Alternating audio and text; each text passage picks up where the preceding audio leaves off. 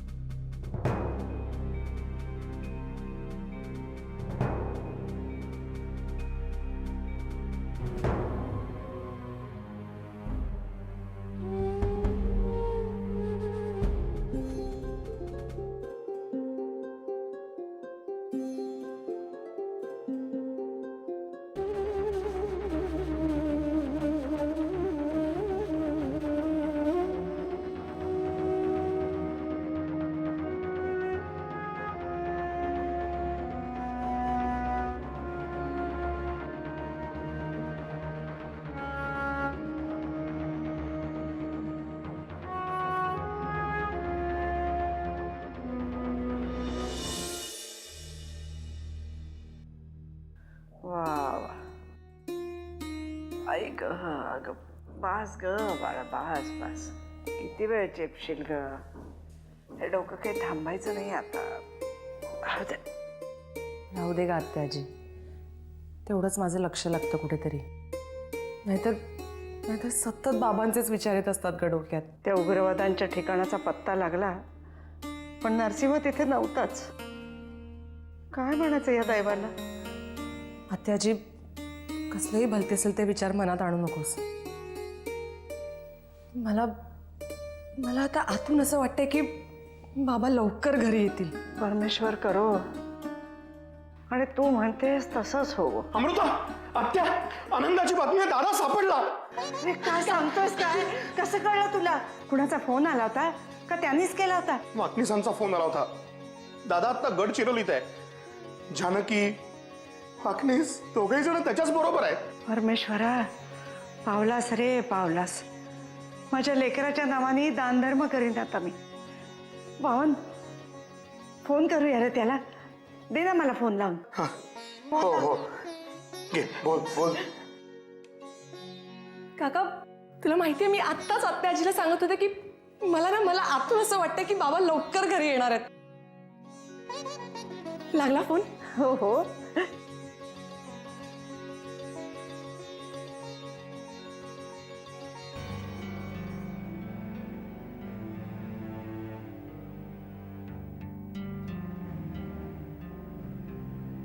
साहेब,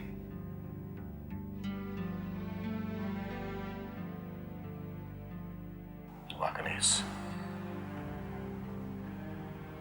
खूप बरं वाटलं इतक्या दिवसांनी हे हाक ऐकून. साहेब, खूप अभिनंदन. तुम्हाला परत भेटून खूप आनंद झाला. तो तेव्हा सगळ्यांची प्रार्थना होती, म्हणूनच मी खरं तर यातून वाचलो. साहेब, हे मेजर विक्रम सिंग यांची आणि यांच्या टीमची आपल्याला या दिवसांमध्ये खूप मदत झाली. Thanks major.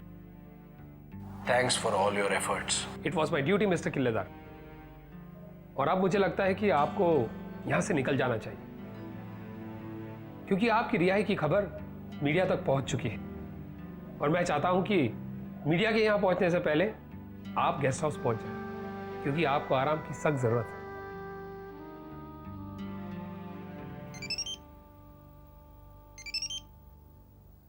घरातून फोन आहे.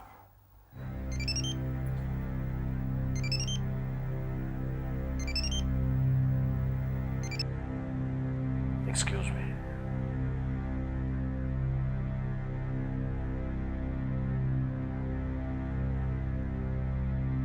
हॅलो. नरसिंहा, कसा आहेस रे बाळा? आतेबाई, तिथे तू परमेश्वराला वेठीला धरला असशील. कोणाची हिंमत होती मला काही करण्याची? कसे आहात तुम्ही सगळे? अरे तुझ्या वाटेकडे डोळे लावून बसलो. अरे तुला डोळे भरून पाहिल्याशिवाय देव पाण्यातनं बाहेर काढणारच नाहीये मी. अमृता कशी आहे? काळजी घेते ना स्वतःची? अरे इथे माझ्या शेजारीच उभी आहे. केव्हाची उतावेळ झाली बघ तुझ्याशी बोलायला. थांब बोल बोल तिच्याशी. हॅलो बाबा, कसे आहात तुम्ही? बरं आहे बाळा. तू कशी आहेस? मी ठीक आहे. तुम्ही लवकर घरी या बाबा, आम्ही सगळे खूप वाट बघतोय तुमची. येतोच आहे मी तुम्हा सगळ्यांना भेटायला, पण आता फोन ठेवतो. अजून बरीच कामं बाकी आहेत, बऱ्याच फॉर्मॅलिटीज बाकी आहेत. ठीक आहे, लवकर या. ठेव फोन. बाय.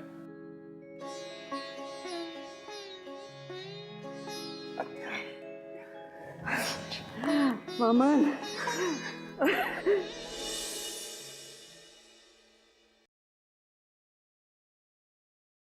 सुमित्रा, तुला चिऊ बरोबर खेळताना पाहिलं. चेहरा छान खुलला होता, समाधानी दिसत होतीस. बरोबर आहे, समाधान वाटणारच. आपल्या मुलीला या जगात आपली माणसं आहेत. ती या जगात एकटी नाहीये, ही भावना मनाला समाधान देतेच. आणि मग आपलं मूल खेळलं हसलं की आपलाही चेहरा खुलतो, हो ना? तुम्ही असं का बोलताय आज? अगं, मी जे काही बोलतेय ते तुझ्या एकटीच्या बाबतीत लागू नाही होत. जगातल्या सगळ्या आयांच्या बाबतीत हेच लागू होतं. अहिल्याताई, मला खरंच नाही कळते तुम्हाला नक्की काय म्हणायचंय ते. नाही कळणार, कारण तू तुझ्या डोळ्यांवर झापड लावून घेतलीस. तुला फक्त तुझ्यापुरता जग दिसतंय. आजूबाजूला काय चाललंय, कोणाचे किती हाल होत आहेत, हे तुला दिसणारच नाही.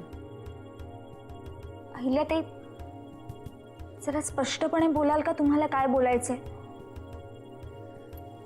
तुला खरंच कळत नाहीये मी काय बोलते ते, का न कळायलाच आव आणतेस?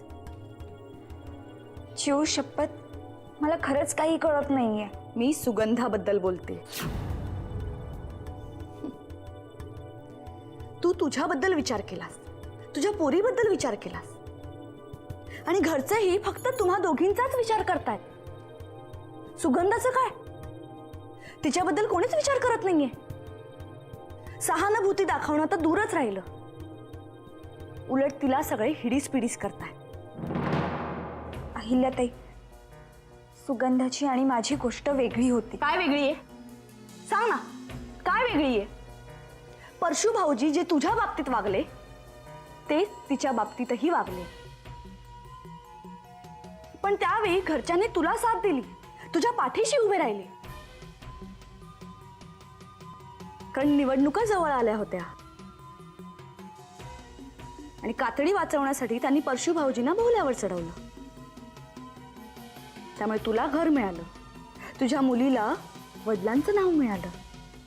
हे सगळं मिळावं म्हणून सुगंधाने परशू भाऊजींशी लग्न केलं तर ती लगेच नालायक ठरली.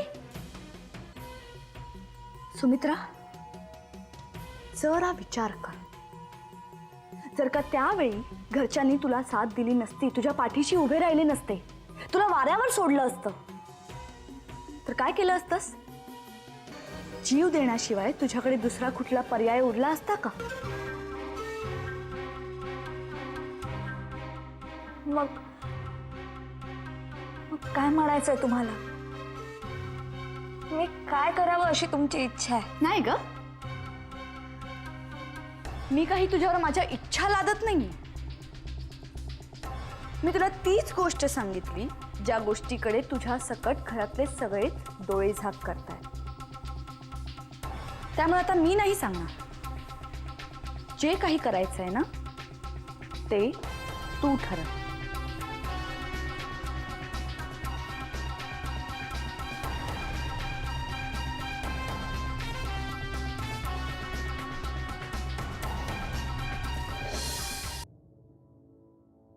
तुझ्या घरी माझी अर्धवट ओळख झाली. माझं संपूर्ण नाव नंदिनी शिवप्पा आत्रम आहे. म्हणजे तू? शिवप्पा आत्रमची मुलगी. ही लढाई आम्ही आमच्यासाठी लढतोय आणि लढाईत आमचा प्राण गेला ना तरी आम्हाला त्याची पर्वा नाही. तुम्ही मनात आणलं तर आमचे प्रश्न तुम्ही असे सोडवू शकता, पण नाही, आमच्या प्रश्नांचं घोंगडं तुम्ही अजून असंच भिजत ठेवलंय. त्यासाठी हिंसा हेच उत्तर आहे? बंदूक माझ्याऐवजी तुझ्या हातात असती तर हा प्रश्न विचारला असता का? मग आठवले असते का तुला गांधीजी? आणि तुला पकडल्यावर तुला चर्चा करायची सुचली का रे? एरवी आमचे प्रश्न सोडवण्याऐवजी आम्हाला संपवण्याकडेच भर जास्त असतो तुमचा.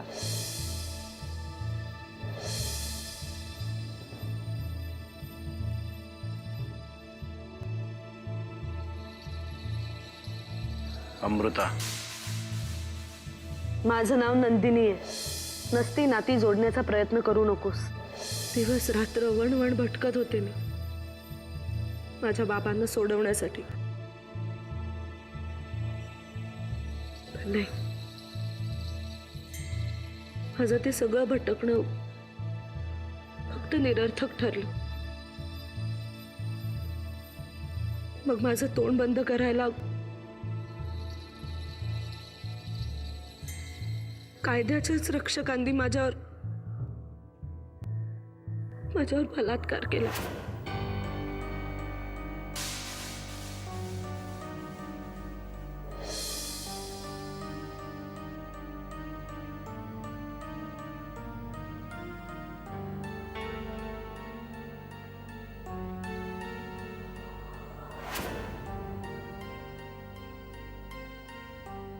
कालीने तुम्हाला मारण्याचा प्लॅन केलाय आणि त्याच्या या प्लॅनच्या आधी मला तुम्हाला इथनं बाहेर काढायचंय.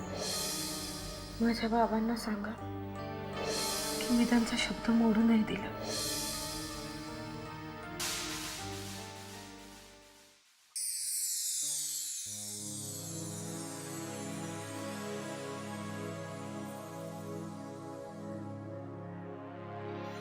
चहा.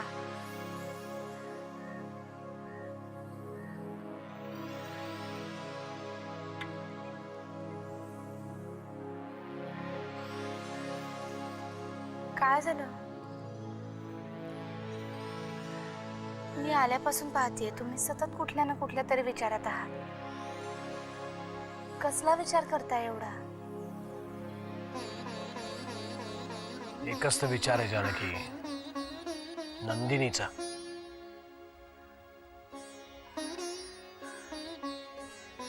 जे झालं ते झालं. तुम्ही नका एवढा त्रास करून घेऊ.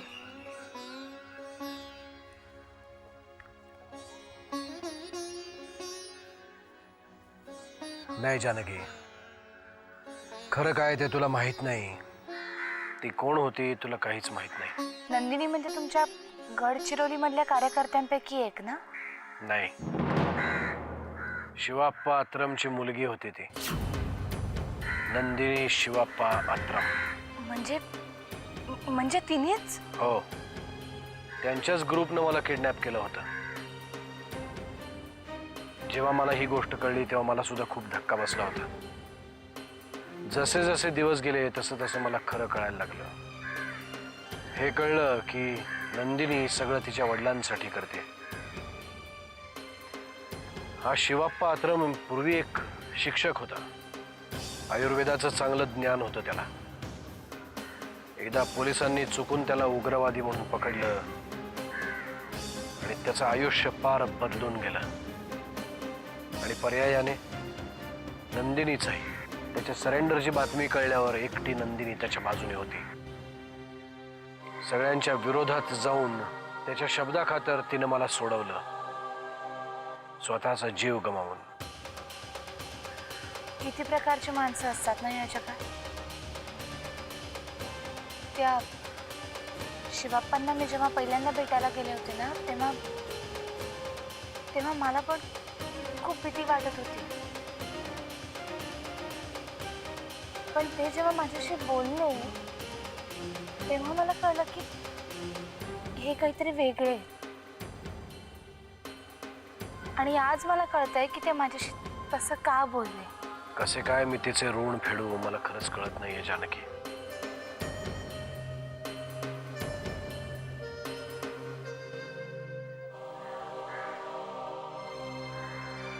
त्यांच्यासाठी काम करून, त्यांच्या समस्या सोडवून, आणि या कामात मी तुमच्या बरोबर आहे.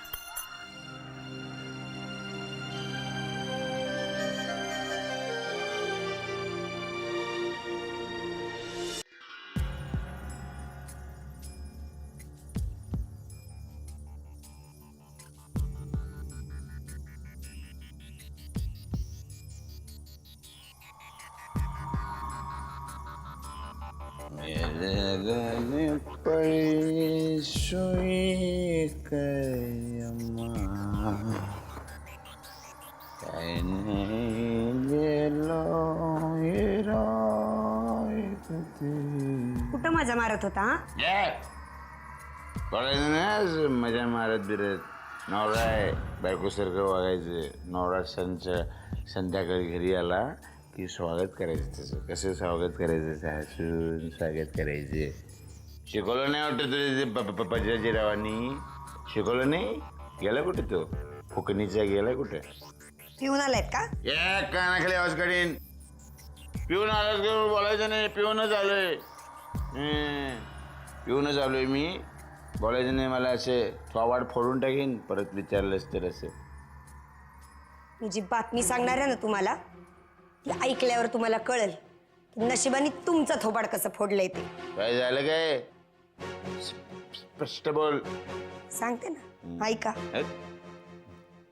नरसिंह किल्लेदारांची सुटका झाली आहे त्या उग्रवाद्यांच्या तावडीतनं.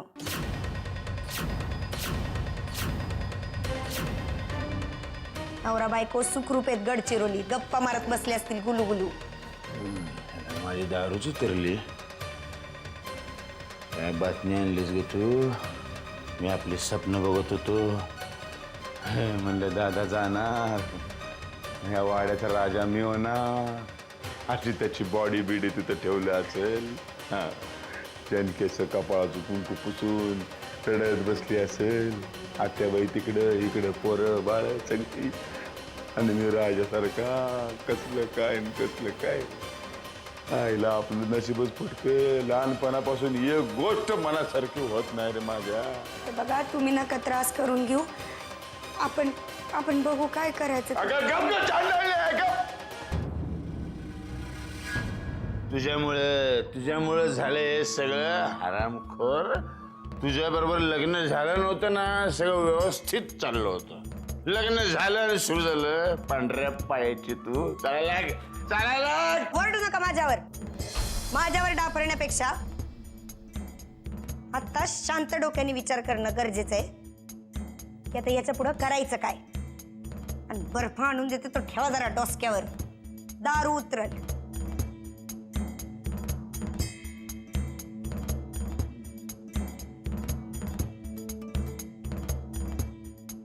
दादा आता घरी येणार. मला तर चित्र दिसायला लागले. मी असा फासावर लटकलोय.